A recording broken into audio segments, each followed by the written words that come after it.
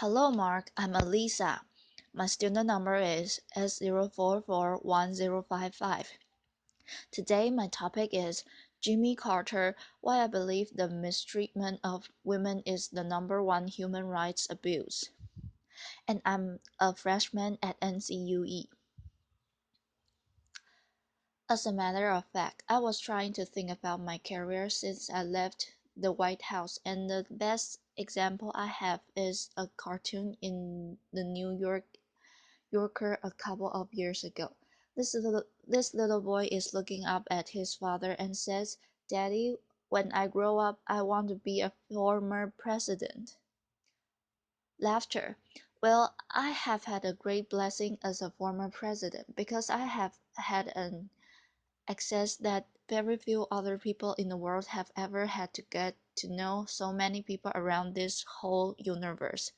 Not only am I familiar with the 50 states in the United States, but also my wife and I have visited more than 145 countries in the world.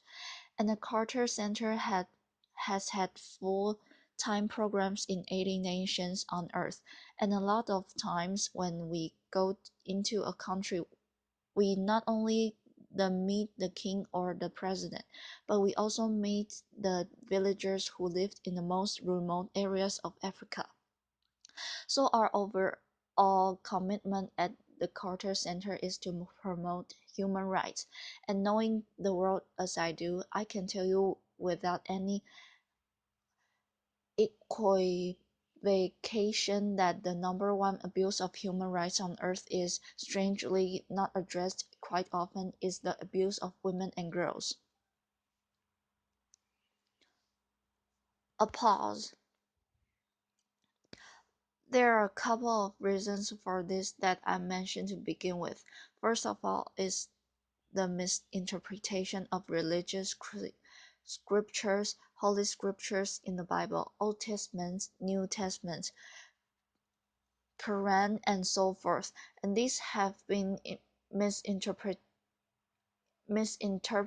by men who are now in the ascendant positions in the synagogues and the churches and in the mosque, and they interpret these rules to make sure that women are ordinarily relegated to a secondary position compared to men in the eyes of God. This is a very serious problem. It's ordinarily not addressed. A number of years ago, in the year 2000, I have been a Baptist, a Southern Baptist for 70 years. I tell you, I still teach Sunday schools every Sunday. I'll be teaching this Sunday as well. But the Southern Baptist Convention in the year 2000 decided that women should play a secondary position, a subservient position to men. So they issued an edict in effect that prevents women from being priests, pastors, deacons in church, or chaplains in the military. And if a woman teaches a classroom in a Southern Baptist seminary, they cannot teach if a boy is in the room, because you can find verses in the Bible. There's over 30,000 verses in the Bible that say that a woman shouldn't teach a man, and so forth. But the basic thing is the scriptures are misinterpreted to keep men in a ascendant position. That is an all pervasive problem because men can exert that power and if an abused husband or an employer, for instance, wants to cheat women, they can say that if women are not equal in the eyes of God, why should I treat them as equals myself? Why should I pay them equal pay for doing the same kind of work? The other very serious blight that causes this problem is the excessive resort to violence, and that is increasing tremendously around the world. In the United States of America, for instance, we have had an enormous increase in abuse of poor people, mostly black people and minorities, by putting them in prison. When I was in office as governor of Georgia, 1 out of every 1,000 Americans were in prison. Nowadays, 7.3 people per 1,000 are in prison. That's a seven-fold fold increase. And since I left the White House, there's been an 800% increase in the number of women who are black who are in prison. We also have one of the only countries on earth that still has the death penalty, that is a developed country. And we rank right alongside the countries that are most abusive in all elements of human rights in encouraging the death penalty. We're in California now, and I figured out the other day that California has spent $4 billion in convicting 13 people for the death penalty. If you add that up, that's $307 million in costs of costs California to send a prison person to be executed. Nebraska this week just passed a law abolishing the death penalty because it costs too much. A pause. So the result of violence and abuse of poor people and helpless people is another cause of the increase in abuse of women. Let me just go down a very few abuses of women that concern me most. And I'll be fairly brief because I have a limited amount of time, as you know. One is genital mutilation. Genital mutilation is horrible and not known by American women, but in some countries, many countries, when a child is born that's a girl, very soon in her life, her genitals are completely cut away by a so-called cutter who has a razor blade and in a non-sterilized way. They remove the exterior parts of a woman's genitalia, and sometimes in more extreme cases but not very rare cases, they sew the orifice up so the girl can just urinate or menstruate.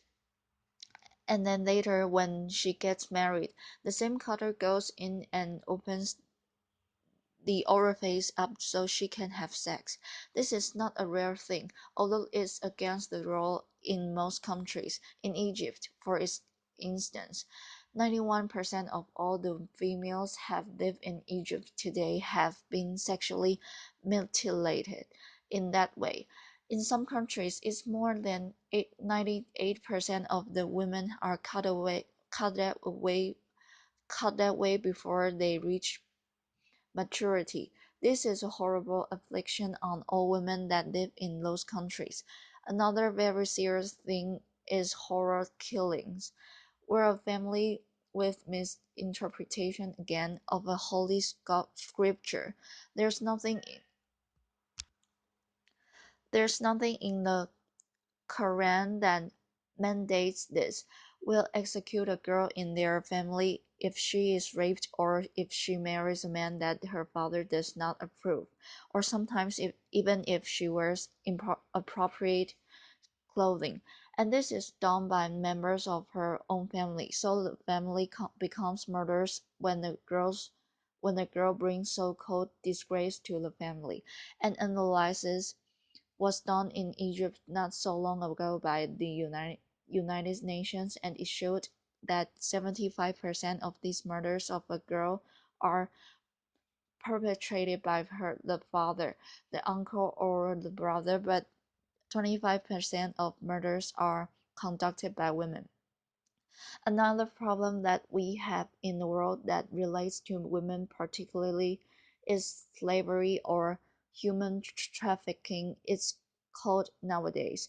There were about 12.5 1.5 million people sold from Africa into slavery in the New World back in the 19th century and the 18th century. There are 30 million people now living in slavery. In the United States, Department of State now has a mandate from Congress to give a report every year, and the State Department reports that 800,000 people are sold across international borders every year into slavery, and that 80% of those sold are women into sexual slavery. In the United States, right this moment, 60,000 people are living in human bondage or slavery. Atlanta, Georgia, where the Carter Center is located and where I teach at Emory University, they have been between 200 and 300 women people sold into slavery every month. It's the number on one place in the nation because of that. Atlanta has the busiest busiest airport in the world, and they also have a lot of passengers that come from the southern hemisphere. If a brothel owner wants to buy a girl that has brown or black skin, they can do it for $1,000. A white-skinned girl brings several times more than that, and the average brothel owner in Atlanta in the United States now can earn about 35,000 per slave. The sex trade in Atlanta, Georgia exceeds the total drugs trade in Atlanta, Georgia. So this is another very serious problem. And the basic problem is prostitution. Because there's not a whorehouse in America that's not known by the local officials, the local policeman or the chef or police or the mayor and so forth. And this leads to one of the worst problems, and that is that women are bought increasingly and put into sexual slavery in all countries in the world. Sweden has got a good approach to it. About 15 to 20 years ago, Sweden decided to change the law, and women are no longer prosecuted if they are in sexual slavery. But the brothel owners and the pimps and the male customers are prosecuted. And appalls. Prostitution has gone down. In the United States, we take just the opposite position. For every male arrested for illegal sex trade, 25 women are arrested in the United States of America. Canada, Ireland, we've already said Sweden, France, and other countries are moving now toward this so-called Swedish model. That's another thing that can be done. We have two great institutions in this country that all of us admire: our military and our great university system. In the military, they are now analyzing how many sexual assaults take place. This latest reports I got, there were 26,000 sexual assaults that took place in the military. 26,000. Only 3,000, not much more than 1%, are actually prosecuted. And the reason is that the commanding officer of any organization, a ship like my submarine, or a battalion in the army, or a company in the marines, the commanding officer has the right under law to decide whether to prosecute a rapist or not. And of course, the last thing they want is for anybody to know that under their command, sexual assaults are taking place, so they do not do it. The laws needs to be changed. About about 1 out of 4 girls who enter American universities will be sexually assaulted before she graduates.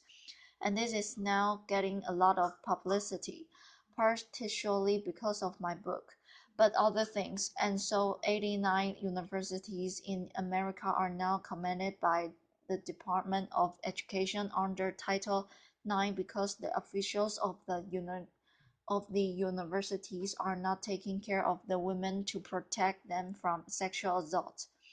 The Department of Justice says that more than half of the rapes on the college campus take place by serial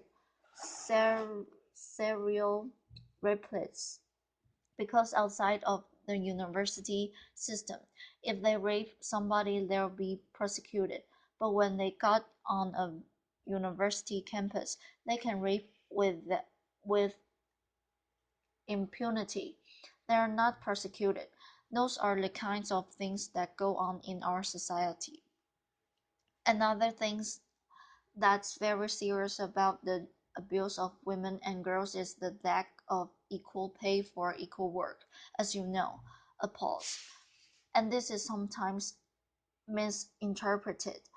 But for full-time employment, a woman in the United States now gets 23% less than a man.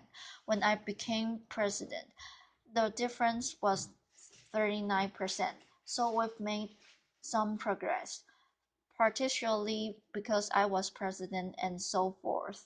A pause, laughter. But in the last 15 years, there's been no progress made. So it's been just about 23 or 24% difference for the last 15 years. These are the kinds of things that go on. If you take the Fortune 500 companies, 23 of them have women CEOs out of 500, and those CEOs, I need not tell you, make less on an average than the other CEOs. Well, that's what goes on in our country. Another problem with the United States is we are the most warlike nation on earth. We have been to war with about 25 different countries since the Second World War. Sometimes we've had soldiers on the ground fighting. The other times we've been flying overhead dropping bombs on people. Other times, of course. Now we have drones that attack people and so forth. We've been at war with 25 different countries or more things since the Second World War. There was 4 years. I won't say which one, where we didn't. A pause. We didn't drop a bomb. We didn't launch a missile. We didn't fire a bullet. But anyway, those kinds of things, the resort to violence and the misinterpretation of the holy scriptures are the basic causes of abuse of women and girls. There's one more basic cause that I need not mention, and that is that in general, men don't give a damn. A pause. That's true. The average man that might say I'm against the abuse of women and girls quietly accepts the privileged position that we occupy. And this is very similar to what I knew when I was a child, when separate but equal had existed.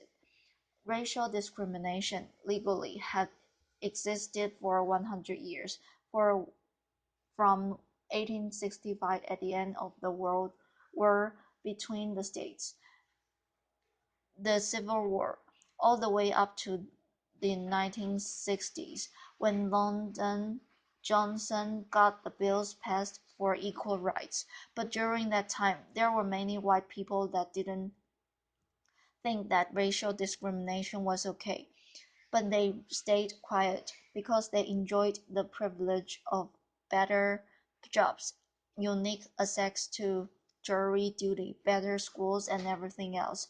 And that's the same thing that exists today because the average man really doesn't care.